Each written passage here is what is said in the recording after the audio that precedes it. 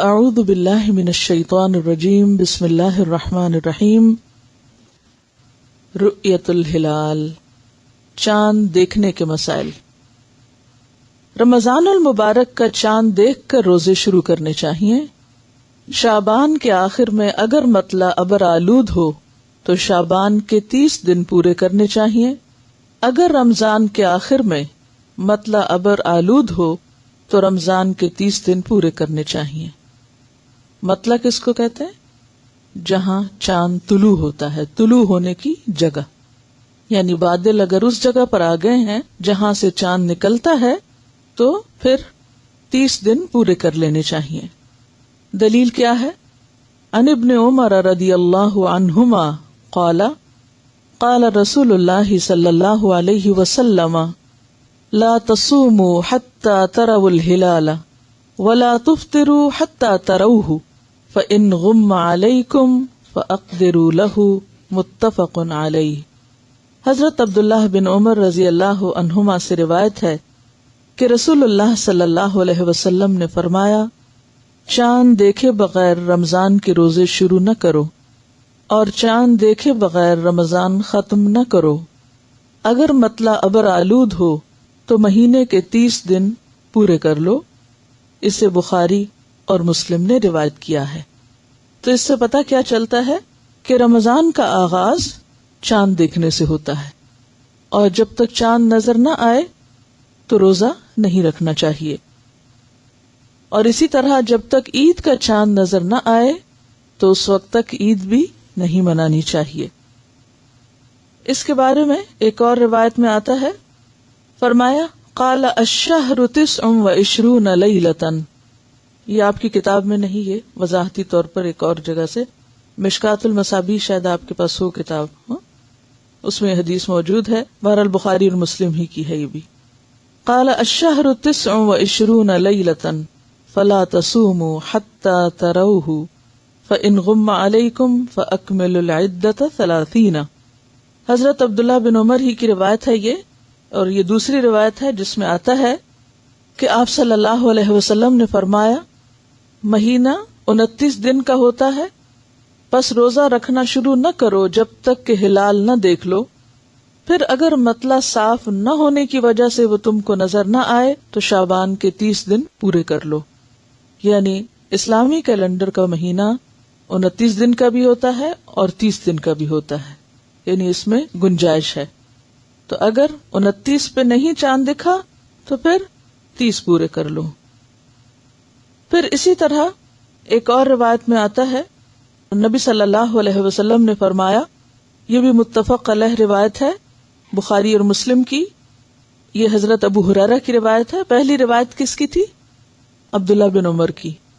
یہ حضرت ابو ہریرہ کی روایت ہے کہ رسول اللہ صلی اللہ علیہ وسلم نے فرمایا، صوموا لرؤیتہ وافطروا لرؤیتہ فإن غم علیکم فأکملوا عدۃ شعبان 30. متفق علیہ. کہ چاند دیکھ کر روزوں کا آغاز کرو اور چاند دیکھ کر روزے ختم کرو. پھر اگر چاند یعنی مطلع صاف نہ ہو اور نہ ہونے کی وجہ سے چاند تم سے چھپا رہ جائے، یعنی چاہے نکلا ہوا ہو لیکن تمہیں نظر نہیں آیا، تو تم مکلف نہیں ہو، تم پر کوئی گناہ نہیں ہوگا، تو شعبان کے 30 دن پورے کر لو. تو اس سے بھی کیا پتہ چلتا ہے کہ اس میں گنجائش موجود ہے، اور اصل چیز رؤیت ہلال ہے. یعنی مہینے کا آغاز کس سے ہوگا؟ چاند دیکھنے سے ہوگا. اور اس میں بھی آپ دیکھیے کہ ایک خاص اللہ تعالیٰ کی حکمت ہے کہ ہمیں شمسی کیلنڈر نہیں دیا گیا، قمری دیا گیا ہے. کیونکہ شمسی کیلنڈر کے مطابق اگر ہم روزے رکھتے تو ہمیشہ ایک ہی موسم میں روزے آتے. قمری کیلنڈر تبدیل ہوتا رہتا ہے. پچھلے سال آپ کو یاد ہوگا کہ اب سے 10 دن بعد روزے شروع ہوئے تھے، پھر اس کے بعد اگلے سال آپ اندازہ کریں کہ تھوڑا سا اور پیچھے چلے جائیں گے. اور اس طرح عبادت جو ہے وہ ہر موسم میں، کہ بندہ مومن ہر حال میں اللہ کا بندہ ہے، چاہے سردی ہو یا گرمی. اسی طرح آپ دیکھیے حج ہے تو حج بھی ہر موسم میں آتا ہے، اور پھر اس میں ہر علاقے اور ہر زمانے کے لوگوں کی رعایت ہو جاتی ہے، کیونکہ ساری زمین پر ایک وقت میں ایک جیسا موسم بھی نہیں ہوتا. جب آپ کے ہاں سردی ہوتی ہے تو دوسری طرف آسٹریلیا میں اس وقت گرمی ہوتی ہے. ہم ناردرن ہیمسفیئر میں ہیں تو جو اس کا اپوزٹ ہے اس میں موسم بالکل فرق ہوتا ہے. تو اب اگر ہماری رعایت سے روزے آتے تو پھر دوسروں کو مسلسل ایک تکلیف ہوتی. تو اس تبدیلی سے سب کے ساتھ معاملہ برابر ہو جاتا ہے. پھر اسی طرح حضرت عبداللہ بن عمر سے روایت ہے کہ رسول اللہ صلی اللہ علیہ وسلم نے فرمایا ہم ایک امی قوم ہیں، نہ لکھتے ہیں نہ نجوم کا حساب جانتے ہیں. یہ بھی متفق علیہ روایت ہے بخاری اور مسلم کی. ہم امی قوم ہیں، لکھنا پڑھنا نہیں جانتے، نہ حساب کرتے اور نہ نجوم جانتے ہیں. مہینہ یوں ہے اور یوں ہے اور یوں ہے اور یوں ہے. آپ نے ہاتھوں کے اشارے سے انگلیوں سے یہ بات سمجھائی، دونوں ہاتھوں کی انگلیوں کو کھولا اور تیسری مرتبہ آپ نے انگوٹھا بند کر لیا، یعنی 29 کو. یعنی مہینہ اصلاً 29 کا ہوتا ہے. پھر آپ نے فرمایا مہینہ یوں ہے اور یوں ہے اور یوں، یعنی پورے 30 دن، یعنی دونوں طرح عمل کر کے دکھایا. ایک دفعہ آپ نے انگلیوں سے 29 دن بنائے اور دوسری دفعہ 30 دن.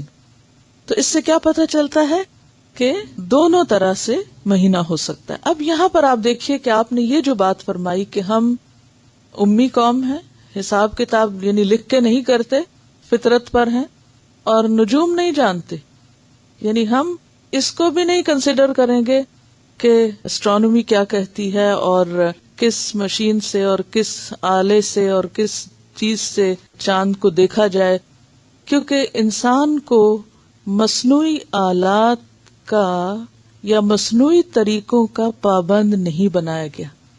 عبادت کی راہ میں کوئی ہچ ایسی نہیں رکھی گئی کہ کوئی شخص کہے کہ میرے پاس تو یہ ذریعہ ہی نہیں اس لیے میں تو عبادت نہیں کر سکتا، بلکہ اس کو فطرت پر رکھا گیا اور ہم سب کو ایک فطری کیلنڈر دیا گیا کہ تم آسمان کو دیکھو، مطلع کو دیکھو، اگر وہاں نظر آتا ہے تو ٹھیک ہے اور اگر نہیں نظر آتا تو تم 30 پورے کر لو. مکلف نہیں قرار دیا گیا کہ ہاں پھر تم میں سے کوئی بادلوں کے اوپر جا کے وہاں سے جھانک کے دیکھے یا کسی خاص جگہ پہ جائے اور وہاں سے مشاہدہ کرے. نہیں، کسی بھی انسان کو کسی ایسی مشکل میں نہیں ڈالا گیا. پھر اسی طرح آپ دیکھیے کہ آپ صلی اللہ علیہ وسلم نے چاند دیکھے بغیر شک کے روزے سے بھی منع کیا ہے.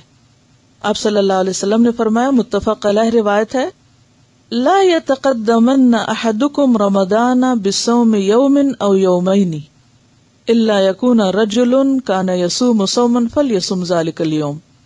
آپ نے فرمایا تم میں سے کوئی شخص رمضان سے 1 یا 2 دن پہلے روزہ نہ رکھے، یعنی منع کیا گیا، الا یہ کہ کوئی شخص معمول میں اس دن کا روزہ رکھتا ہو، یعنی اس کی عادت ہے کہ وہ 1 دن چھوڑ کے 1 دن روزہ رکھ رہا ہے، صوم داؤدی جس کو کہتے ہیں، کہ کثرت سے کوئی روزے رکھنے والا ہے اور اس کا اس دن روزہ پڑ گیا، یعنی اس سے 1 دن پہلے اس نے چھوڑا ہوا تھا اور وہ اس دن اپنے طریقے پہ رکھ رہا، لیکن وہ شک کا روزہ نہیں رکھ رہا کہ کیا پتا آج روزہ ہو اور پھر میں نے نہ رکھا تو میری ایک عبادت چھوٹ جائے گی. اس شک سے بھی نکال دیا گیا. تو جس شخص کی عادت ہو وہ تو رکھ سکتا ہے، لیکن اگر کسی کی عادت نہیں تو محض شک کی بنیاد پر روزہ نہیں رکھا جائے گا. پھر اسی طرح نصف شعبان کے بعد بھی روزہ رکھنے سے منع کیا گیا ہے. وہ کیوں؟ تاکہ انسان کو انرجی ہو، رمضان کی تیاری ہو. پھر اسی طرح آپ صلی اللہ علیہ وسلم نے رمضان کے لیے صرف رمضان کے چاند کو دیکھنے کا نہیں کہا، بلکہ 1 مہینہ پہلے کے چاند کو بھی توجہ سے دیکھنے کے لیے کہا ہے، تاکہ پھر وہ 29 یا 30 بھی پورے ہو سکیں. نبی صلی اللہ علیہ وسلم نے ہدایت فرمائی کہ رمضان کے لیے شعبان کا ہلال دیکھنے کا اہتمام کرو، یعنی 1 مہینہ پہلے سے ہی، تاکہ پھر غلطی نہ ہو. پھر اسی طرح آپ صلی اللہ علیہ وسلم نے فرمایا، اور یہ ابو داؤد، ترمذی، نسائی، ابن ماجہ اور دارمی کی روایت ہے، کہ جس شخص نے اس دن کا روزہ رکھا جس کے بارے میں شک ہو تو اس نے ابو القاسم صلی اللہ علیہ وسلم کی نافرمانی کی. یعنی اس سے منع کیا گیا کہ محض شک کی بنیاد پر انسان 1 دن پہلے روزہ رکھ لے، اور اگر کوئی ایسا کرتا ہے تو وہ نبی صلی اللہ علیہ وسلم کی نافرمانی کر رہا ہے. پھر اسی طرح یہ ہے کہ رؤیت ہلال جو ہے اس میں اگر ایک شخص کی گواہی موجود ہے تو بھی روزہ رکھا جائے گا۔ حضرت عبداللہ بن عمر کا بیان ہے کہ لوگ اکٹھے ہو کر رمضان کا چاند دیکھنے کی کوشش کر رہے تھے، پس میں نے آ کر رسول اللہ صلی اللہ علیہ وسلم کو خبر دی کہ میں نے چاند دیکھ لیا ہے۔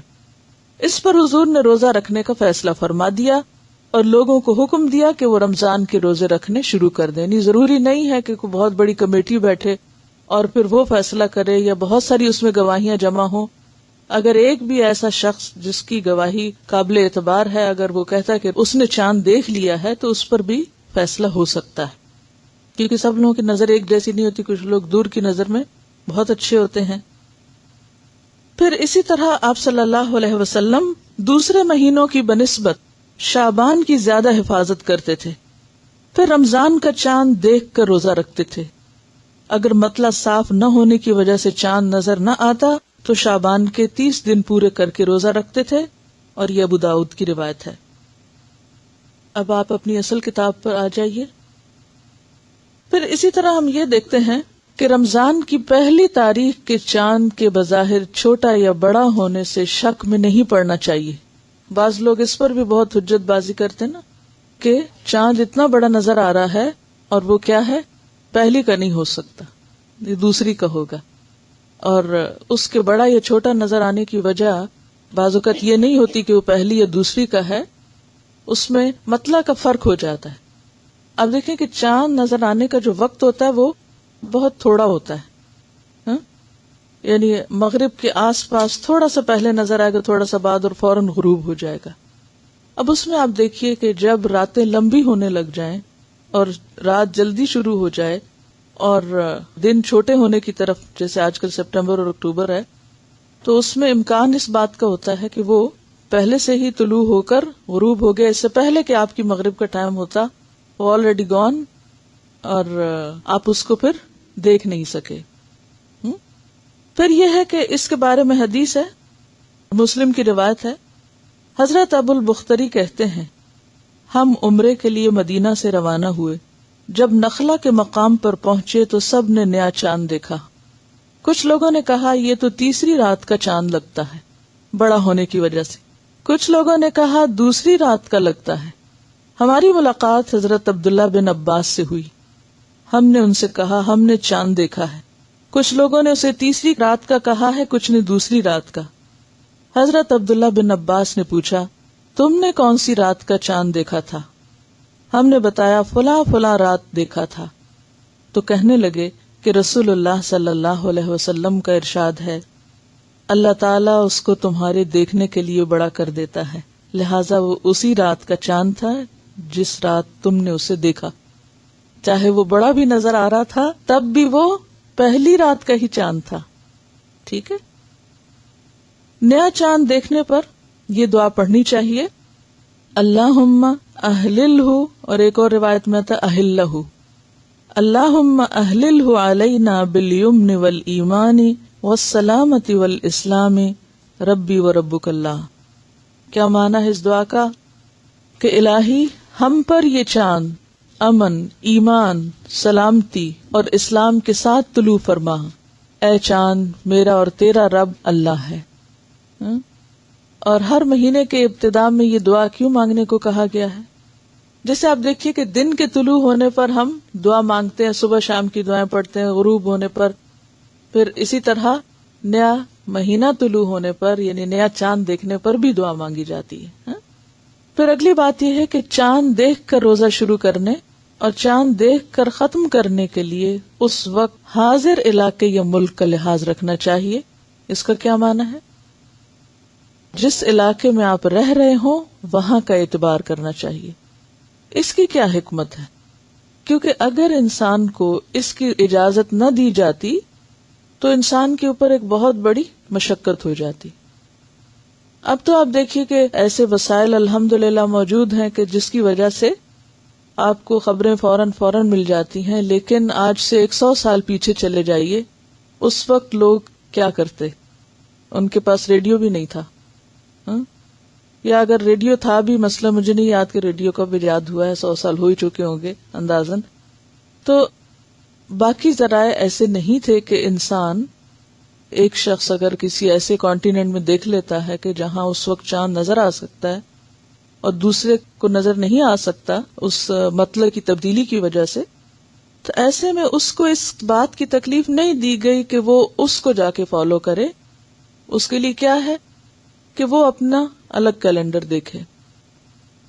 اگلی بات ہے کہ دوران رمضان ایک ملک سے دوسرے ملک سفر کرنے پر اگر مسافروں کے روزوں کی تعداد حاضر علاقے میں ماہ رمضان کے روزوں کی تعداد سے زائد بنتی ہو تو زائد دنوں کے روزے ترک کر دینے چاہیے یا نفل روزے کی نیت سے رکھنے چاہیے. اگر تعداد کم بنتی ہو تو عید کے بعد مطلوبہ تعداد پوری کر لینی چاہیے. مثلا اگر آپ یہاں اس وقت موجود ہیں اور آپ ایک دن بعد روزہ رکھ رہے ہیں اور پھر آپ سعودی عرب جاتے ہیں عمرہ کرنے کے لیے اور آپ کو عید وہیں آ جاتی ہے، تو اب آپ کیا کریں گے کہ عید کر لیں گے. آپ یہ نہیں کریں گے کہ آپ اگلے دن الگ عید کر رہے ہیں کہ جی میرا تو ابھی 30 پورے نہیں ہوئے.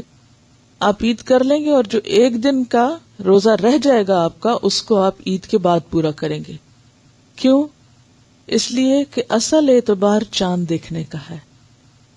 جس جگہ، جس شہر اور جس علاقے میں آپ موجود ہیں، وہاں اگر آپ نے چاند دیکھ لیا ہے تو اب آپ انتظار نہیں کریں گے اس بات کا کہ اچھا میں جہاں سے آیا ہوں وہاں کیا ہو رہا ہے. آپ کیا دیکھیں گے کہ جہاں میں موجود ہوں، یعنی موجود جگہ کا اعتبار ہوگا اور وہاں کے مسلمانوں کے ساتھ جو وہ کر رہے ہوں گے وہی آپ بھی کریں گے. اور اگر آپ کا ایک روزہ رہ گیا، بعضوں کا 2 دن کا بھی فرق پڑ جاتا ہے، تو وہ آپ بعد میں پورا کریں گے. اس کے لیے کیا دلیل ہے؟ یہ بہت ہی دلچسپ روایت ہے. حضرت قریب رضی اللہ تعالی عنہ ابن عباس کے غلام سے مروی ہے کہ حضرت ام فضل حضرت عباس کی بیوی ہیں، انہوں نے انہیں قریب کو یعنی اپنے غلام کو حضرت معاویہ کے پاس کسی کام سے شام بھیجا. کس نے بھیجا تھا؟ ام فضل نے. کس کو بھیجا تھا؟ قریب کو. کون تھے قریب؟ غلام تھے. قریب کہتے ہیں کہ میں نے شام آ کر ان کا کام کیا، یعنی جس کام بھیجا تھا وہ کام کیا. میں ابھی شام ہی میں تھا کہ رمضان کا چاند نظر آ گیا. میں نے بھی جمعہ کی رات چاند دیکھا، یعنی خود دیکھا. پھر میں رمضان کے آخر میں مدینہ واپس آ گیا. حضرت عبداللہ بن عباس نے چاند کے بارے مجھ سے دریافت کیا کہ تم نے وہاں چاند کب دیکھا تھا؟ کس نے پوچھا؟ یہ عبداللہ بن عباس نے. کس سے؟ قریب سے. کہ تم نے چاند کب دیکھا تھا؟ میں نے جواب دیا ہم نے تو جمعہ کی رات دیکھا تھا. عبداللہ بن عباس نے پھر پوچھا کیا تم نے بھی دیکھا تھا، خود دیکھا تھا؟ میں نے جواب دیا ہاں، بہت سے دوسرے آدمیوں نے بھی دیکھا تھا اور سب لوگوں نے حضرت معاویہ کے ساتھ دوسرے دن یعنی ہفتے کا روزہ رکھا. حضرت عبداللہ بن عباس نے فرمایا ہم نے تو چاند ہفتے کے دن یعنی ایک دن کے فرق سے دیکھا ہے. پھر وہ روزہ کب بنتا ہے؟ اتوار کا روزہ بنتا ہے. اور اب یہ یعنی صحابی ہیں، ہم نے تو چاند ہفتے کے دن سے دیکھا ہے، ہم اسی حساب سے روزے رکھتے رہیں گے یہاں تک کہ 30 دن پورے کر لیں یا چاند دیکھ لیں. یعنی 29 پہ اگر نظر آ گیا تو 29 کریں گے اور اگر 30 ہو گئے تو 30 کریں گے. میں نے عرض کیا کیا آپ لوگ حضرت معاویہ کی رویت اور ان کے روزے کو کافی نہیں سمجھتے؟ حضرت معاویہ کون تھے اس وقت؟ امیر المومنین تھے، یعنی مرکز وہاں تھا، اسلامی حکومت کا مرکز وہاں پر تھا. فرمایا نہیں، ہم ایسا نہیں کریں گے کہ ہم رہتے کسی علاقے میں ہیں اور فالو کسی اور علاقے کے چاند کو کریں. فرمایا نہیں، ہمیں رسول اکرم صلی اللہ علیہ وسلم نے اسی طرح حکم فرمایا. کس طرح؟ کیا حکم فرمایا؟ یہی جو پہلے حدیث گزر چکی کہ لا تصوموا. اب دیکھیے کہ ایک حدیث میں آتا ہے صوموا لرؤیتہ، روزہ رکھو چاند دیکھ کر، اور دوسری حدیث میں کیا ہے؟ لا تصوموا، منع کیا گیا کہ مت رکھو حتی تروا الہلال، یہاں تک کہ تم دیکھ لو ہلال. ولا تفطروا، اور اسی طرح عید کے موقع پر بھی مت عید مناؤ حتی تروہ، یہاں تک کہ اس کو دیکھو. اور دیکھنے سے مراد کیا ہے؟ جہاں رہتے ہو وہاں دیکھو. یہ نہیں کہ جاپان میں اگر چاند نظر آ گیا یا فار ایسٹ میں جہاں کے ایک دن پہلے نظر آنے کا امکان ہوتا ہے، تو اب وہ لوگ ویٹ نہیں کریں گے کہ سعودی عرب میں چاند نظر آئے تو ہم اگلے دن روزہ رکھیں گے کیونکہ ہم سعودی عرب کے پیچھے. اور ہمیں اگر ایک دن بعد نظر آئے تو ہم ایک دن پہلے رکھ لیں کہ چونکہ سعودی عرب میں روزہ ہو گیا تو ہمیں ان کے ساتھ رہنا ہے. نہیں، آپ کو ان کے ساتھ رہنا چاہیے جہاں آپ رہتے ہیں، تاکہ فطری طریقے پر دین پر عمل کیا جا سکے. دیکھیے، ہر شخص شہر میں نہیں رہتا، ہر شخص کے پاس ہر ذریعہ انٹرنیٹ موجود نہیں، ہر شخص کے پاس ریڈیو موجود نہیں، ہر شخص کے پاس ہر چیز موجود نہیں. مثلاً آج کے دور میں بھی لوگ ایسی ڈیوٹی پر ہوتے ہیں کہ وہ صحرا میں ان کی ڈیوٹی لگ گئی اور وہاں ابھی کوئی ٹیلی فون کی لائنیں نہیں بچھی، کمیونیکیشن کا کوئی ذریعہ نہیں ہے. ایسی ڈیوٹیز ہوتی ہیں نا لوگوں کی. مثلاً آئل فیلڈز میں لوگ کام کرتے ہیں، بعض اوقات تو نئے جگہوں پہ جب سروے کرنے کے لیے جاتے ہیں تو وہاں کوئی فیسلٹی نہیں ہوتی، وہ بالکل وہاں خیمے لگا کے یا ایسی جگہوں پہ جہاں بہت سے غیر آباد علاقے ہیں یا بعض اوقات جنگل ہیں کہ جہاں آپ کو موبائل بھی کام نہیں کرتا. اب آپ کو ایک دن سے زیادہ رہنا پڑ رہا ہے اور اتفاق یہ کہ رمضان شروع ہو رہا ہے. اب آپ کیا کریں گے؟ کیسے روزہ رکھیں گے چاند دیکھ کر؟ اور اب آپ کہیں کہ بادل ہیں، چاند تو دکھ ہی نہیں رہا. اب کیا کریں گے؟ 30 پورے کر لیں گے کہ چاند نہیں دیکھا؟ کیونکہ یہاں آپ دیکھیے کہ ایک حدیث کہتی ہے چاند دیکھ کر روزہ رکھو، اور دوسری کیا کہتی ہے روزہ نہ رکھو جب تک کہ چاند نہ دیکھو. اور تیسری کیا بتاتی ہے کہ رؤیت کس علاقے کی ہوگی؟ یہ عبداللہ بن عباس کے، اور انہوں نے گواہی لی باقاعدہ قریب سے کہ تم نے واقعی دیکھا تھا کہ تمہارا مطلع اور تھا اور ہمارا مطلع اور ہے. اسلامی کیلنڈر دیا ہی اس لیے گیا ہے کہ ہر علاقے کے لوگ اپنی اپنے آسانی اور سہولت کے مطابق روزہ رکھیں اور پھر ان کے اندر ایک اجتماعیت بھی پیدا ہو. اب آپ دیکھیے کہ اگر کچھ لوگ کہیں ہم سعودی عرب کے ساتھ ہیں، کچھ کہیں ہم ایران کے ساتھ ہیں، کچھ کہیں ہم پاکستان کے ساتھ ہیں، کوئی انڈیا کے ساتھ ہے اور کوئی انڈونیشیا کے ساتھ ہے اور کوئی کہیں آسٹریلیا کے ساتھ ہے، تو حال کیا ہوگا؟ ہاں، سب اتحاد ختم ہو جائے گا. اور پیچھے ہم بہت دفعہ بات کر چکے ہیں کہ اتحاد کا ختم ہونا یہ بھی مسلمانوں پر عذاب کی ایک شکل ہے، کیونکہ اس سے دلوں میں عداوتیں اور نفرتیں پیدا ہوتی ہیں. اور پھر ایک اور بات ہے، چلیے مان لیا آپ نے اجتہاد کیا اور آپ نے کہا جی اب تو دور یہ آ چکا ہے، حالانکہ اسلام کسی دور کا پابند نہیں، آپ کا دل اس میں لگے جی چونکہ سعودی عرب میں نظر آ گیا اس لیے میں اس کے مطابق رکھ رہی ہوں. یہ آپ کا اپنا ایک ذاتی فعل ہے. اس کی بنیاد پر آپ دوسرے کو مجبور نہ کریں اور اس بنیاد پر آپ اختلاف نہ کریں اور حقیر نہ سمجھے دوسروں کو جو ایسا نہ کریں، کیونکہ وہ ایک دلیل کے ساتھ، اور دلیل بالکل واضح بخاری اور مسلم کی روایت ہے اور گولڈن چین ہے جس میں یہ بیان ہوا ہے کہ رؤیت کے ساتھ رکھنا ہے. تو رؤیت سے مراد اپنی رؤیت ہے، اپنا مطلع ہے، نہ کہ کسی اور کی. کیونکہ یہ تو انڈرسٹوڈ بات ہے نا، پورے گلوب پر ایک وقت میں نہ سورج دکھ سکتا ہے اور نہ چاند دکھ سکتا ہے. تو اگر ہم لوگوں کو اس چیز کا پابند کریں گے تو اس کا نقصان کیا ہوگا؟ دین مشکل ہو جائے گا، دین مشکل ہو جائے گا. تو فطرت پر ہی سب کو رہنے دیں. اور مسلمانوں کی تو بڑی ایک آبادی جو پڑھی لکھی بھی کوئی نہیں ہے کہ وہ کتابیں پڑھ کے کچھ سیکھے، وہ تو مطلع کو دیکھ کر ہی اپنے کیلنڈر کا آغاز کرتی. السلام علیکم ورحمۃ اللہ وبرکاتہ.